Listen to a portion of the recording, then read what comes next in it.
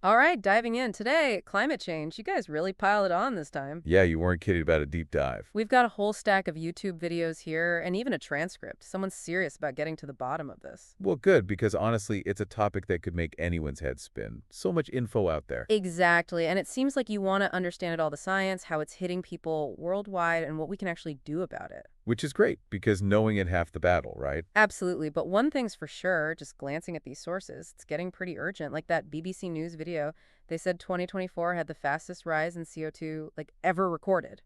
Ever. Yeah, I saw that. Kind of makes you think, huh, we're literally living through, I don't know, the biggest atmospheric shift ever. In human history, yeah. It makes you wonder what kind of world we're leaving for. Well, everyone younger than us. Right. And the thing is, it's not just us pumping out more and more fossil fuels, though obviously that's still a problem. Right. It's also that the things that normally help soak up that CO2, like our forests and oceans, they're struggling. Yeah, they mentioned that all the droughts and wildfires, especially in the Amazon, like what happens if the planet's lungs just give out? Well, then we start seeing those scary numbers from the DW documentary, 2023 being the hottest year ever. Temperatures already 1.6 degrees above what they were. Before we messed everything up. In that BBC video, they had this graph of CO2 levels, and it's like straight up, they're 50% higher than before the Industrial Revolution. Yeah, it's like we're on this runaway train and nobody's quite sure how to hit the brakes. Totally. And it's not just like, oh, it's a bit warmer. That Star Talk video had a good point about how these little temperature changes, Uh-huh. they can really screw up weather patterns. The kind of patterns we build everything around, our cities, our systems. Right. Everything's designed for a certain way the weather works. Exactly. They had this example, the LA River. It's built to handle floods, right? Flash floods, but only a certain size. Yeah, within a range. So what if climate change pushes those floods bigger, outside that range? Then, well, catastrophic failure. Imagine a city built for one climate and suddenly, boom, it's different. Not good. So this isn't some far-off problem, it's happening now. And another thing that kept coming up in these sources, this idea that climate change doesn't hit everyone equally. Oh, absolutely. The Star Talk video touched on that. How island nations are like literally about to be underwater. Right. But the DW documentary, wow, they had some seriously powerful stories. For sure. Some tough stuff. That guy in Indonesia, having to log mangroves to survive, even though he knows it's destroying the environment, Yeah. that one really stuck with me. And the flooding in Asia, the droughts in Africa, it's not fair. That's where climate justice comes in, right? The people who cause this the least are getting hit the hardest. Exactly. That Adelphi expert called it the new frontier of social inequalities, which is pretty spot on. Heavy stuff. It really makes you think, where does the responsibility lie?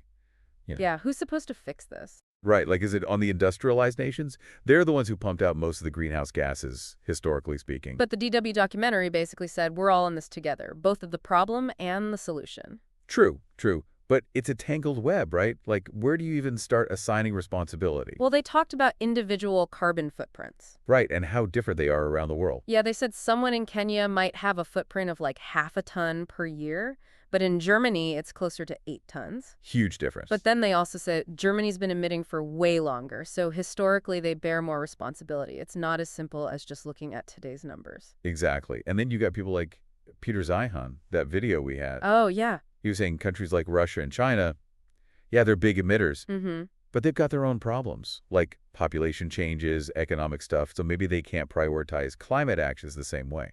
So it's not just about who should act, but who can, realistically. Right? And it feels like while everyone's arguing about who's to blame, the planet's just getting hotter. Yeah, there's definitely a sense of urgency in a lot of these sources. Like that Clip You video, they were really hammering that home. Sense of urgency, yeah, they kept saying that for leaders, for regular people, everyone. But okay, they did have some positive examples too. Didn't they say Bhutan is already carbon negative? Yeah, they're actually absorbing more carbon than they release. Pretty amazing. And Costa Rica, almost all their electricity is from renewables. Shows it can be done. For sure. And even China, they get a lot of flack for using coal, but they're leading the world in wind power, so it's not all doom and gloom. Those are some good signs, for sure. I was really impressed by that story in the DW documentary, the young woman in Indonesia planting mangroves. Oh, yeah? Like, even with this huge global crisis, one person can make a difference. Absolutely. And the interview with Tunalen, he was talking about, like, finding the right arguments, the right technologies, like carbon sequestration. Taking the carbon out of the atmosphere. Exactly. It's not just about emitting less. It's about cleaning up what's already there. So individual actions are important, but we need systemic change too, like governments and corporations really stepping up. Absolutely. And that's where those individual actions kind of snowball. When people start making changes, consuming less, demanding renewable energy, supporting sustainable companies. Yeah, it sends a message like, hey, we want change. Exactly. It becomes a collective push, and eventually, well, that's how you get those big system-wide shifts we need. Right. But honestly, I think a lot of people are just overwhelmed. Like, what can one little person, actually do? It all feels so huge. Yeah, I get that. It can feel paralyzing. But honestly, the ClickView video had some really good practical tips, stuff anyone can do. Oh, yeah. Like what? Simple things: eating less meat, taking public transit, or biking instead of driving. Even just buying stuff that lasts instead of disposable junk. Yeah. Okay, makes sense. But what about bigger things? Like they talked about renewable energy, but that's not exactly easy for everyone. True, especially if you rent or those options just aren't available where you live. But you can still support companies using renewable energy, right? Or push for policies that make clean energy easier to get, or even look into community solar projects. Right, right. So it's like being a smarter consumer, but also using your voice to push for bigger changes. Exactly. It's both. And I think the big takeaway from all these sources, it's not just about our footprint on the planet, it's about our mindset too. Interesting. Taking action, any action, it gives you back a sense of control. Like, yeah, this problem's huge, but I'm doing something. Instead of just feeling helpless. Right. Like that woman planting mangroves. She's not solving the whole climate crisis, but she's doing what she can. It's inspiring, for sure. So what if we all committed to one small change right now? Like what? Give me an example. Ditching plastic bags, finally. Talking about climate change with your family, your friends, even just looking up what your city's doing, their climate plan. Oh, okay. I see what you mean. Little things add up. And the funny thing is, the more you do, the less hopeless you feel. It's like this positive feedback loop.